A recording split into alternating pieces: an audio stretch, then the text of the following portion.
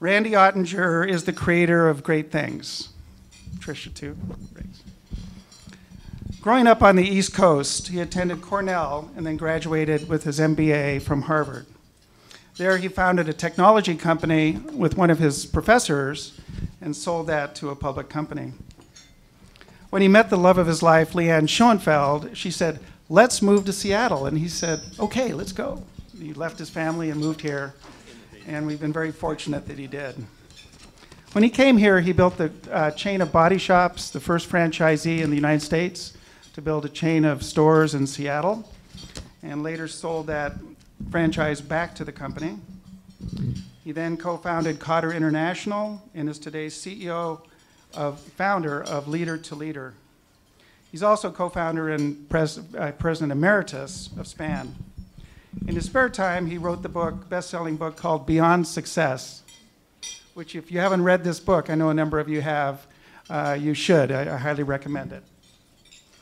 We are videoing today, so if you do have questions after they have their conversation, please speak up, because we want to be sure to get the questions on the video. Please welcome Jeff and Tricia Raikes to SPAN.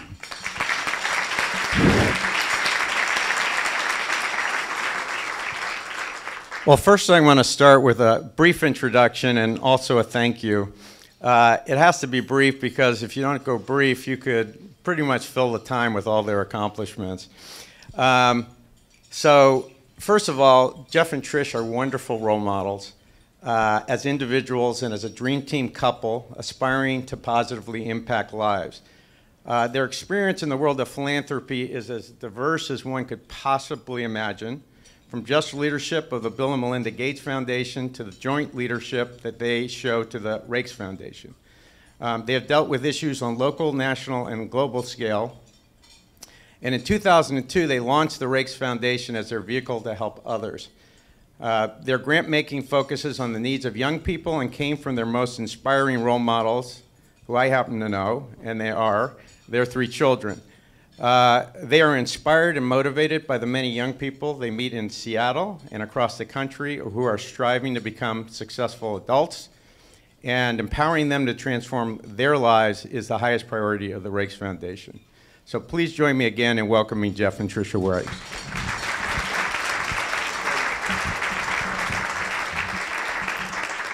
So I want to start out on the personal side. And you both had successful careers in the private sector, but are now heavily focused on philanthropy. So how did that evolution happen? And who were your early influences in philanthropy?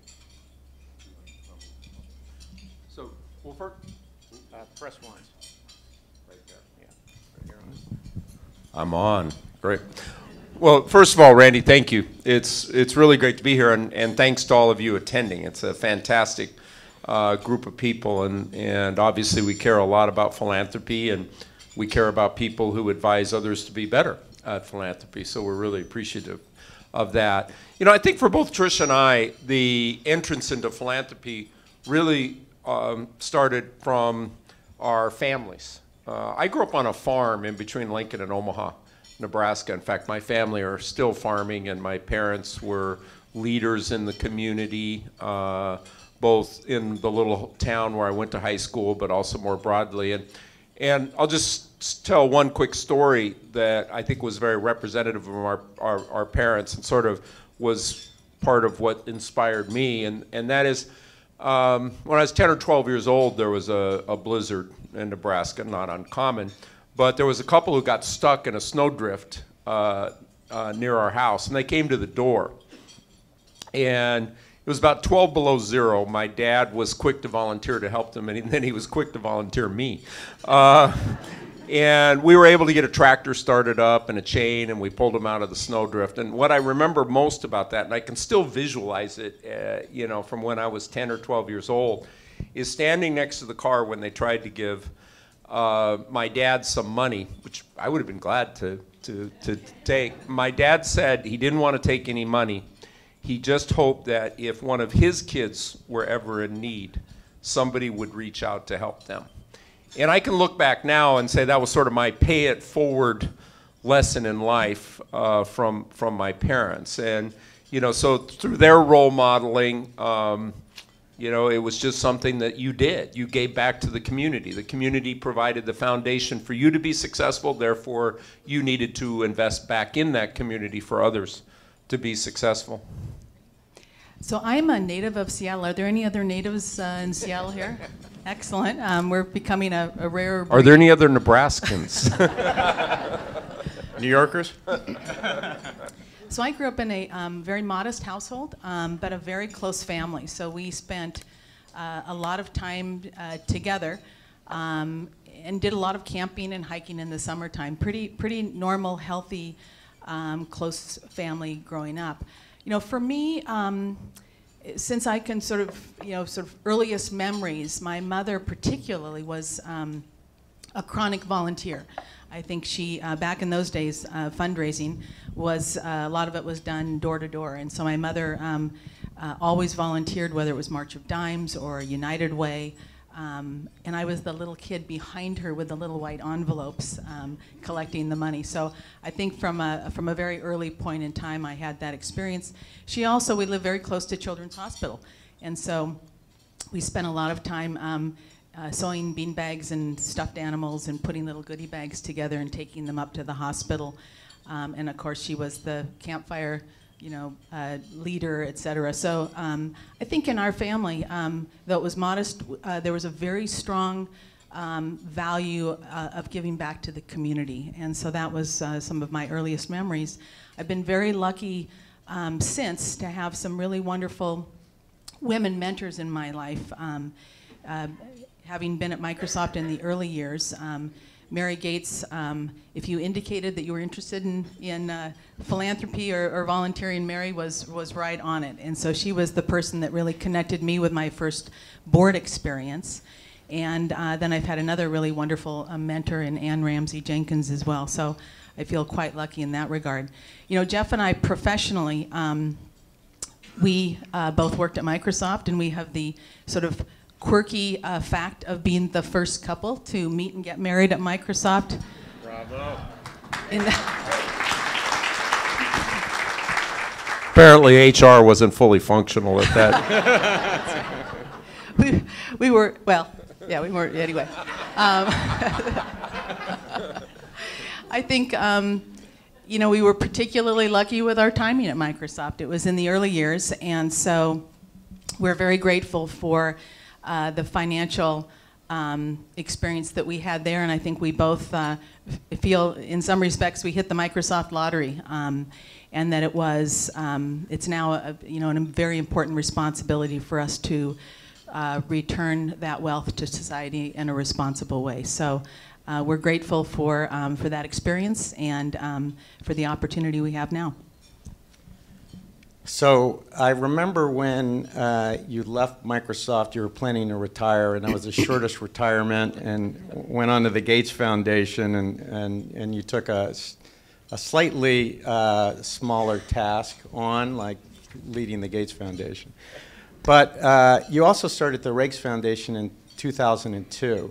And how has your experience as parents influenced what you focus on at the Raikes Foundation, and what do you want to achieve with the Raikes Foundation? Well, I think we had an interesting confluence. I think in our early parenting years, in our early Microsoft years, we dabbled in philanthropy. We went to a lot of auctions, we volunteered a fair amount, and we were experimenting with our giving. And I think about the same time we decided to really put our weight down and create our foundation. It was about the same time that our eldest was in middle school, and she had quite a difficult time with bullying in school. And I think it really caught Jeff and I off guard, because she was surrounded by a very loving, supportive family, but the peer pressures at school were pretty overpowering. So that really led us to start to do some research around bullying, and then we got curious about this developmental time frame in a young person's life called middle school. And so we learned a bit more about adolescence, early adolescence, which led us really to understand more about some of the emerging brain science. And We I learned think, about the swollen amygdalas in the brain.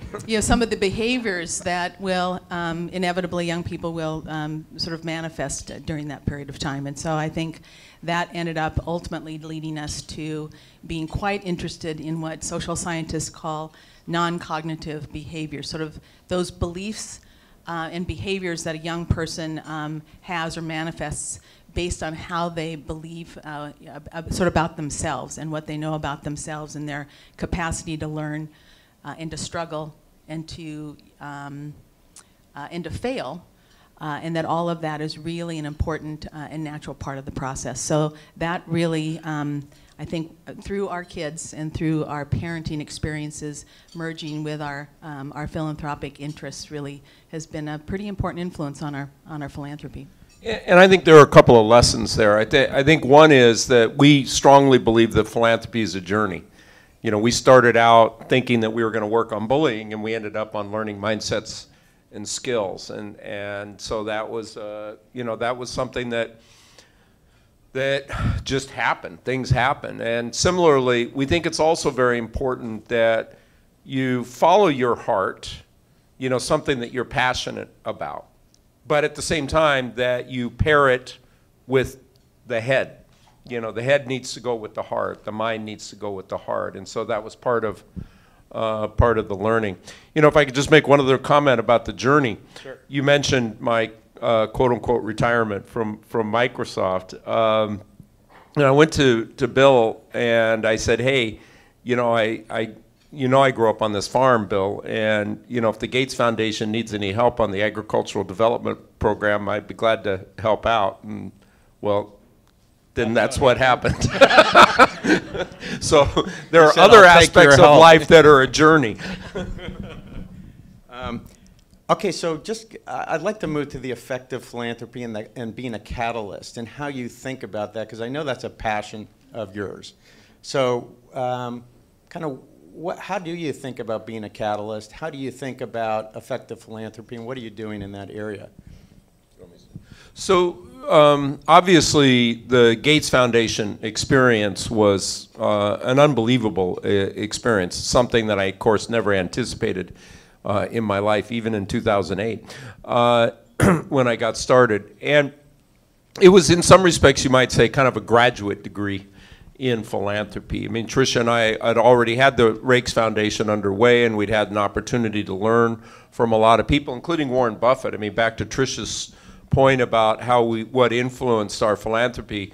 In the early 90s, one of the things Warren Buffett said to us is that you want your kids to have enough money that they could do anything, but not so much that they could do nothing.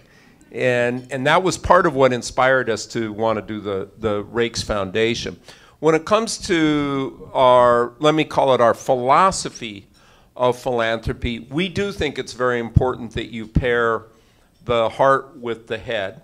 We think it's very important that you look at where you can have high impact for society, where you can get great leverage, that the greatest societal benefits from philanthropy will come from a willingness to want to take risk and to do things that are unproven, but that can really have big societal impact. And of course, my experience at the Gates Foundation just really furthered that. And so our philosophy of philanthropy, we would say, is catalytic philanthropy. We believe that if you're going to have long-term sustainable impact, that you're going to have to move systems. And so you really have to understand systems, and you have to understand that the private sector is incredibly effective at allocating resources in society to produce goods and services as long as there's a market opportunity. But if there's not a market opportunity, then there's no investment, there's no risk-taking. And similarly, the public sector produces goods and services for society, but less of an appetite to want to take risks. There's political consequences. It's your tax dollars. And so we try and look for those things where the private sector and or the public sector, for whatever set of reasons, is not going to invest, but that if we could invest in innovative interventions, that you could yield high impact for society. And that's what we mean by catalytic philanthropy. We want to catalyze change in society, and so we try and look for those opportunities. And if you can prove the efficacy of those interventions and aggregate them, then you can advocate for the private sector and or the public sector to scale them up and sustain them. So that's our basic philosophy, and it's part of the reason why we put so much into it. I don't know if maybe you want an example. Yeah, I was going to just ask, you know, in terms of youth homelessness, which is one of your focus areas, can you use that as an example? What have you done there that you would say is catalytic? How have you approached that? So I'll give you a little backstory. So Jeff and I had the opportunity in 2006, 2007 to head up the United Way campaign. And a very exciting opportunity for us to learn a lot more about the issues and the challenges in our community, and particularly homelessness. United Way was leading the effort on chronic homelessness. And so we had a fairly good baseline. We went on the one-night count, learned a bit about that particular issue. Dialing forward a few years after that, I was heading down to a meeting in downtown Seattle and was exiting at Union underneath the freeway, and the traffic was backed up. And I was sort of consumed with wondering if I was going to be late for my meeting, and I happened to glance over to a ledge where, which was sort of a typical gathering place for a lot of homelessness folks. And something really caught my eye that I found to be incredibly disturbing. And it was a young girl who looked to be the same age and looked very much like our youngest daughter at the time, who was in high school. And it caught me off guard because she seemed so out of place, and she was being sort of led back to a dark corner by two older men. And in that moment, sitting in my car, the emotion that welled up in me, both anger that, you know, both the system had failed her and the other adults in her life had failed her, and also just one of fear in terms of what violence or, you know, sort of bad things may happen to her. And it was, honestly, it was, Paul, it was my can't not do moment. As I sat in the car, I thought, you know, there's got to be something more that I can personally do to step into this space.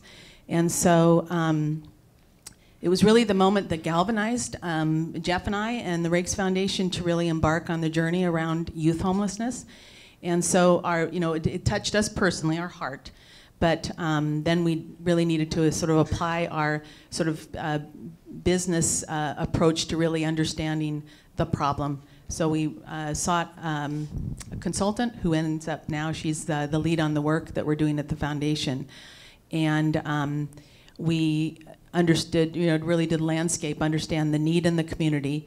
And I'm sure you've heard the term program rich and systems poor in our region. There were a lot of organizations doing good work, but there was no infrastructure, no system that tied them together so that they could really sort of optimize their expertise and work with others. So we saw an opportunity, a gap, where we could really step into that space. And so we have since, over the last 4 years, worked together with other community partners, a very broad effort, building a comprehensive plan, having shared goals, and really making some meaningful progress, though plenty more opportunities to go on that. But that's sort of the gist, where we saw an opportunity. We did the data collection. We saw where the gaps were, the population that was underserved. Nobody was really addressing unaccompanied youth. So these are youth that are not attached with their families. So that's a bit of an example. Great.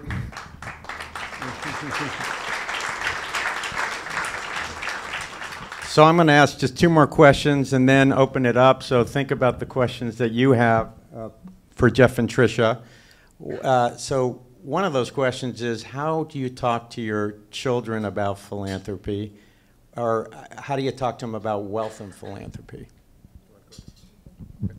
Well, we mentioned a little bit of it early on when we talked about the Warren Buffett advice. And, growing up in our circumstances, me working on the farm, Tricia from her family environment here, we just felt it was very important that our kids find their own passion in life. And I had a friend from Microsoft who grew up here and went to Lakeside, and he educated me about trust fund babies. I'd actually never heard that term. It was not something that farm kids in Nebraska knew about. And it actually scared me a little bit. He gave me a story about somebody suing the trust for, money when they were 21 or something like that. And Tricia and I talked about that and said, wow, we really have to make sure that we, set things up in a way that would reduce the risk of that. You want your kids to develop good values. We want them to be be passionate about what they do. And so those were some of the things that really shaped our thinking. And so we tried to minimize the amount that, well, let me say it this way. We tried to broaden the perspective of our children, especially in the circumstances we were in with all the Microsoft wealth. And I give Tricia huge credit for the way, especially the way in which she parented the children. I think Michaela's story on the Sacred Heart Shelter is an interesting one. You might share that as an example. Yeah, so I think as Jeff mentioned, I think we've made it just a natural sort of part of our conversation with our kids. And I think since they were little, of course we mimicked what our parents did, was to volunteer with them. And so they've been on many sort of work outings, whether it was Day of Caring with us, or whether it was volunteering sort of through their schools. But during our daughter's difficult middle school time frame, the school did require that the kids put in 15 hours a semester of volunteering, and she chose to work at a temporary family shelter down near the Seattle Center. And working with the kids, reading, playing with them, she happened to ask the innocent question one day, how do you celebrate the kids' birthdays? And the family specialist said, well, we really don't, honey, because the families are here in crisis, and they of course don't have funds to do that. So we really don't acknowledge the birthdays. And so she came out, she got in the car, pretty upset, because we'd make birthdays a big deal at our house.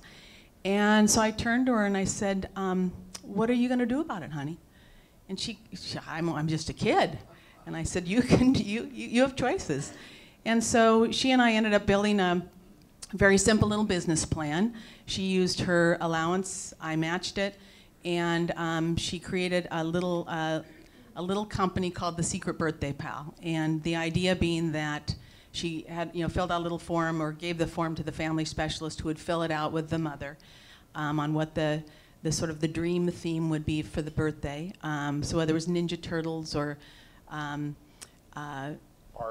Barbie or whatever it was, the child got to choose. And there were so many extraordinary lessons for Michaela in this experience, because at first she thought she was going to put on the birthday, and she received the first lesson of what it means to be behind the scenes and to really help support the mother to be able to put on the party. She ended up, there was a little article in the newspaper, she ended up getting some press, received checks from other people. So the next lesson was financial management and responsibility for other people's money. And so lots of great opportunities. And I think for her it ended up being a huge gift, because she was at a very low point with her confidence during that period of time. And there was a real purpose in her giving back in this way, and really creating that sense of value for herself. So it was really kind of a win-win from that perspective. So I would say really volunteering, role modeling both for our kids and with our kids was, I think, a very important sort of early step in our family trajectory. Yeah, so I think that act of really getting the kids engaged in the community and understanding the circumstances of others, and maybe the advantages that they had, and the advantages that other kids didn't have, I think was very important. We're one thing I want to say is that we've also made mistakes. I mean, this all sounds really good, but you know, I think one thing that I would do differently, and Tricia and I have been talking about this, is we'd probably do more to talk to our kids about the Raikes Foundation and what it does sooner than what we have. We're not big believers that we want to, in fact, we're against the idea of imposing our philanthropy on our kids. That is something we do not believe in. On the other hand, that doesn't mean we shouldn't sort of get them informed and potentially excited about the work that we're doing. Not because we think they need to take it over. That is something that they need to make their own choices in life. But I think that is something that we would do differently. Okay, last question. On your journey, as you've gone along, where have you used professional advisors? How have you used them? How have they helped? And what do you look for? Well, I'll start here. We were talking a little bit earlier, just the fact that philanthropy is so personal and everybody's journey will be somewhat different. So I would say that it was, for us, it was probably been the convergence of sort of many inputs. Initially for us, talking to friends about their sort of interests, and I think I remember one particularly meaningful conversation with Bill and Melinda as we were sort of struggling with sort of structure and what we should focus on. They reminded us that it really needs to be something that is joyful and meaningful and purposeful for us, and so that we have tried to always sort of make sure that, and it has been very, very meaningful and very purposeful, but I think that's really important to keep in mind. We've also leveraged a number of sort of professional advisors in the legal arena, both in terms of the setting up of the structure, as well as wonderful colleagues like J.P. Morgan, who helped us find an incredible estate attorney to help us. Let's see, where else? Well, I think, I think the things that were most important to us were our friends who were involved in philanthropy, the legal, sort of the legal advisors.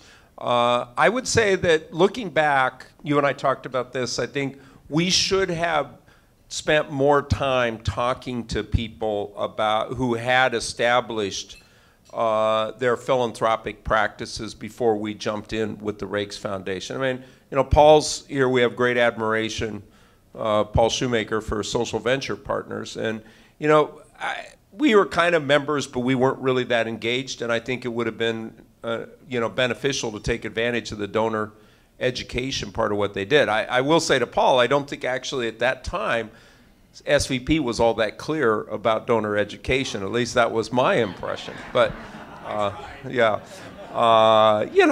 you look today, and I think that's a great resource for people. Washington Women's Foundation, et cetera. So I think, in retrospect, I think we could have spent more time gathering information before we jumped in, and that leads to at least one other point I'd like to say in criticizing our approach. I think too often philanthropists are driven by a financial event, like their company goes public or they sell the company, and then they look to say, okay, well, what should I do to save on taxes? And I've really become concerned about that view. I think it leads to behaviors that are not that good. We basically said, look, the stock market, this is around the dot-com bubble, the stock market's going to crash. We have all this accumulated basis in Microsoft stock. Let's put $100 million into the Raikes Foundation.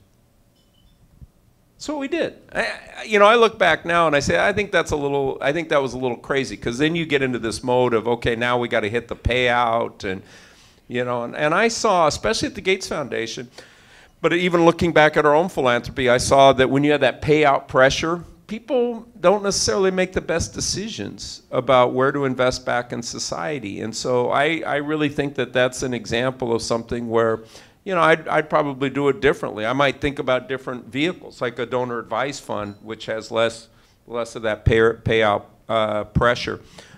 Similarly, back then, I think everybody just assumed things were perpetual foundations. I mean, that was the structure that was set up in the 20th century. I am not enthusiastic about perpetual foundations. I know that's a controversial view, and I may rub some people wrong, but I happen to believe, if you think about the philosophy of catalytic philanthropy, I happen to believe that you know, in the first or second generation it's probably fine, but by the time you get to the third generation, you're very likely, not always, but you're very likely to have the institution in the hands of governance that, where the trustees almost by definition have to protect the reputation of the institution, and therefore they're not going to be willing to take risk. And I think that's suboptimal for society. So I have a philosophical objection you know, to that. So we changed our strategy. We are a spend down or time limited philanthropy. You know, I tell Bill and Melinda, Bill and Melinda, by the way, and this is not well known about the Gates Foundation, but the Gates Foundation is a time limited foundation.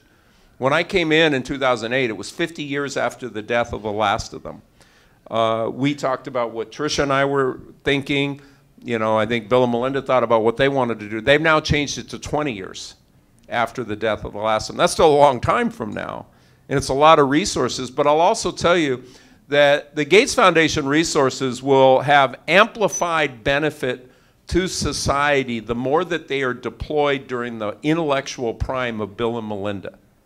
I have no doubt about that. The way in which they can amplify the impact of that capital deployment is just huge. And so I had the tough problem of trying to help them manage the growth, but then at the same time saying, hey, I think you probably ought to grow even faster because society will be better off. Not only the net present value, but the amplification factor. Well, thank you both for those answers. I want to open it up to questions from the audience. So with substantial experience in a foundation that's now in Gen 3, looking at Gen 4, I would say that protection of the reputation is actually taught in Gen 2 and learned in Gen 3. So it might even start earlier than you think. Do you share, because I realize people have different points of view, do you share my concern, or would you say, no, you're kind of wrong?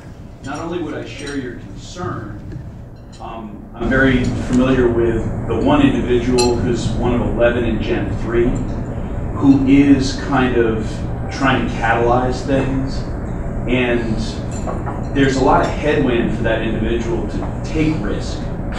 And so I was struck by what you said, that when you have to, the higher the risk, the more the reward. And so as advisors, one of our main tenets is to manage risk.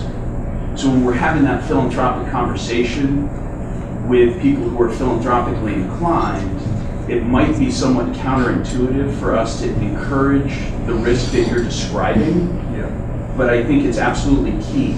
Could you unpack that for us a little bit and talk about how you might approach, not just from a fundraising side, but do you have a story, or can you talk a little bit about having a conversation about that risk? Well, I'll just add one thing real quickly. I think it helps a lot to have active donor philanthropists.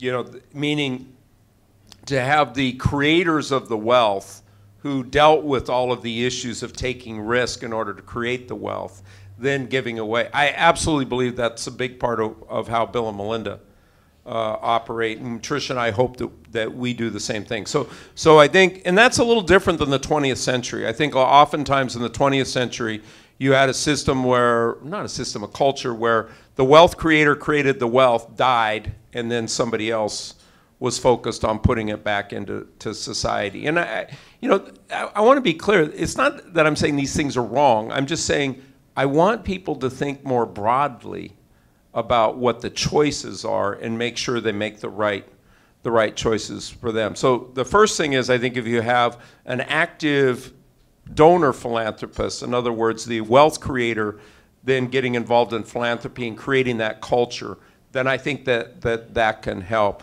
And then the second thing is, I would explore the issue of whether you set timelines. I mean, Tricia and I have the 2038 and the 2063 plan.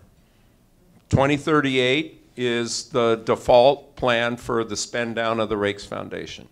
You know, that is, we hope, you know, that's about when we're 80 years old. We hope that that's, we're still in our intellectual prime, but we're not sure. But if one of our kids or somebody else close to us, wants to get involved in our philanthropy and we have the faith that they'll represent those values of risk-taking, then we'll flip to the 2063 plan, another 25 years. But we wouldn't go beyond that because we don't think you can see beyond that third generation. And so, I would just say encourage as much as possible, try and create that culture of understanding. I mean, if this is what you want for the philanthropy, you can make other choices, beyond risk-taking type philanthropy. But we think that that's the greatest leverage for society. Other questions? I'm Michelle from Fair Start. So since your perspective is very systemic, I'd love to hear if there's any bright spots or practices that are promising around youth and supporting youth, particularly opportunity youth, homelessness. I'd just love to hear what you're seeing. I'm going to say that I'm looking forward to having dinner at Fair Start on Thursday night because Alderbrook Resort, which we own the hotel, is the guest chef on Thursday night. So thank you very much. Great. Tricia, over to you. Well, interestingly enough, so for those in the room where the term opportunity youth is sort of a new term, there is I think there's about 30,000, or best guess, 30,000 young people in the state of Washington that are defined as opportunity youth. So those would be youth between the ages of 16 and 24 that are disconnected from employment and from education. And it's really sort of an emerging area of interest. The youth homelessness population would be a subset, sort of a higher need subset of that larger population.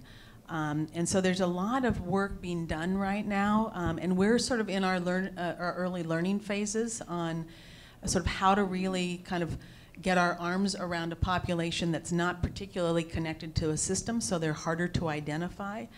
But it's definitely an area of interest and very likely an area of expansion for the Raikes Foundation. So I'd like to talk with you afterwards, and we can remain connected on what we're learning. And I just quickly want to use this as an opportunity to articulate systemic change.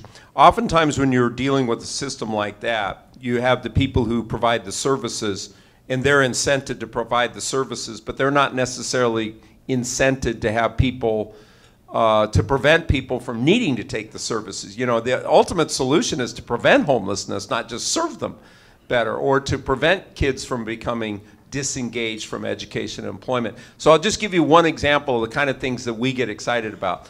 I'm absolutely convinced that data science and the concepts of big data can be applied to look at information from school systems to improve the prediction of which kids are most at risk to become opportunity youth so that we can have lower cost, higher impact interventions at an earlier stage. And that's the kind of things that we want to push. A lot of people don't want to get into that. They say, okay, well look, there are kids on the street, we'll basically want to help them and we'll provide the retail philanthropy to do that. That's good, and I appreciate that. What we try and do is to work on the messier stuff that we think can and that's an area where we're very excited about is opportunity youth. And I will add one other point. With our youth homelessness work, we've been really working first on sort of shoring up the crisis response system. So when young people come into the homelessness space, we want to make sure that we can address their needs, match the services and the housing that are appropriate for their needs, and to make sure that their time in the homelessness system is as short as it can be. But what we're working on now is both on the exit from homelessness to make sure that the pathways to education, employment, those pathways are there, because the recidivism rate for young people coming back into the system is probably mid-30s. I mean, interestingly enough, for any of you that are parents of late teens, young adults, I mean, this notion that young people sort of come back through home again. I don't know about you, but that's pretty natural and normal for that developmental age range between school years, between jobs, et cetera, for them to sort of pass back through home for additional support. So we're really trying to think about what is unique for this audience in terms of the supports to make sure that they're not returning back into the system, but they have the right sort of supports in place. So that's an emerging area, and we want to make sure that we collaborate with our Opportunity Youth colleagues, because they also need those connections with employment and education. And so we want to make sure that we're not creating, again, siloed systems for different parts of the youth population, but that we're well coordinated. And on the front end, upstream, we really want to work with our colleagues in the foster youth system, juvenile justice, and the educational system to really understand how we can catch these kids in crisis before they feel that homelessness is the only pathway for them. So that's a big body of new work for us, and so we're hoping that we'll also impact some of these Opportunity Youth before they actually sort of drop into that space as well. Well, unfortunately, we've run out of time. I think we could keep going for quite a while. I want to thank Jeff and Tricia for being here, for being so open, and it's been a fabulous, fabulous talk. And please congratulate them for being part of our program. Thank you.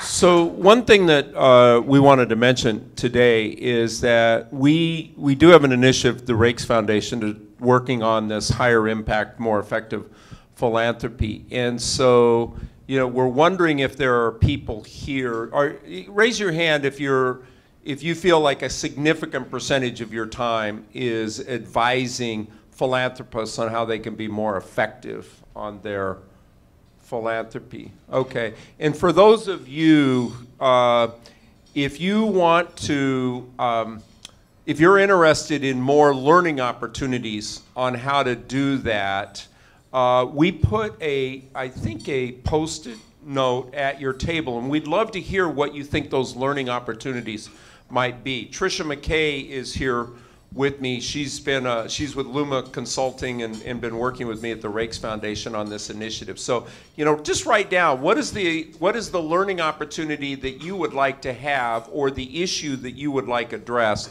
that would help you be more effective in helping your philanthropists or the people you advise have higher impact with their philanthropy. We welcome that input. Thank you very much. Yeah, thank you.